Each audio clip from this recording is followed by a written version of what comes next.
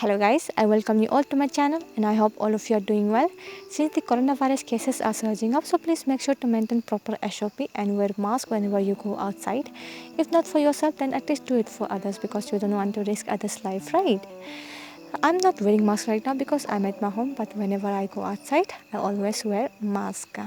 If you want to grow strawberries but don't know how, then this video is going to be a wonder for you. Even if you don't have any interest in gardening, I'm sure after watching this video you will also start building interest. Through this video you will learn how to grow strawberries organically and answering to the question if it's even possible for hilly areas. So keep watching this video till the end as it is not only going to be helpful but also very interesting and informative. Before we begin, let's know some of the benefits of strawberries, that why it is such a hybrid. So let me tell you friends, strawberries are very rich and nutritional wise. It's good for your health, like protect your heart, increase HDI cholesterol, lower blood pressure and guard against cancer. Not only this, these fruits have strong astringent, inflammatory and antioxidant properties that burns, protect your skin from UV rays and delay aging. The high amount of vitamin C found in strawberries also helps to lighten the skin. Hence, it's good for your both health and skin.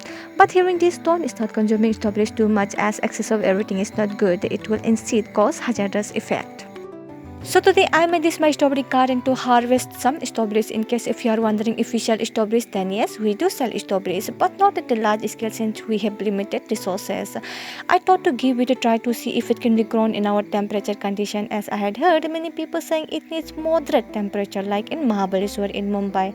But while researching, I found that this fruit is also grown in cold temperate areas like Himachal Pradesh and even in hot temperate areas like UP.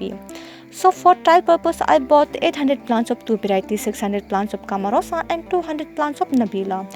As per my observation and experience, Nabila plants are healthier and starts giving fruits earlier, but its production quantity is less. On the other hand, Camarosa takes time to reach fruiting stage, but its fruits are healthier and the production quantity is also higher. There are approximately 600 varieties of strawberries like Festival, Sweet Charlie, Purple Wonder, Winter Dawn and many more. So I suggest you to first buy few varieties according to suitability of your location and see if it is growing well in your environment before making bulk order. Also make sure the vendor or supplier is a verified one and provide healthy plants. Now coming to how strawberry can be grown and when. The strawberry is a winter fruit, so you need to start its growing preparation from June to July itself and start planting from August till December. The early season the varieties they can be planted from August onwards and the late season varieties till late December. Earlier you grow, earlier you harvest juicy fruits. You can leave the plants for next year instead of removing them if you have enough space. But remember, the quantity production will be less with each passing year. Also, it is always advisable to do cross cultivation of crops instead of single cultivation of crops if you want to increase the nutrient level of the soil. After planting, you can spread NPK 19-19-19 mixed with water on the plants with 15 days gap until they reach fruiting stage, and later on provide fertilizers as and when you feel required. The NPK stands for nitrogen, phosphorus and potassium.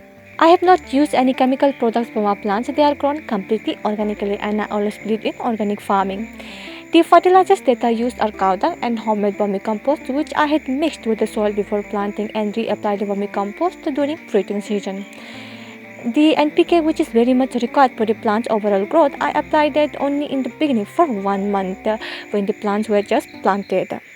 Strawberries are grown in plain areas mostly, but for hilly areas it becomes quite difficult, especially for watering. To curb this problem, you can make slope for each compartment using woods or bamboos. This will not only retain the water but also prevent the nutrients from getting washed away during rainy season or due to overwatering.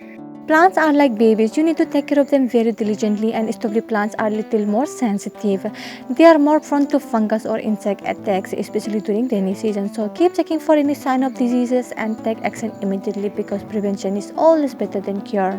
For pesticides, you can use neem oil, which is available in market, or you can prepare it yourself at home.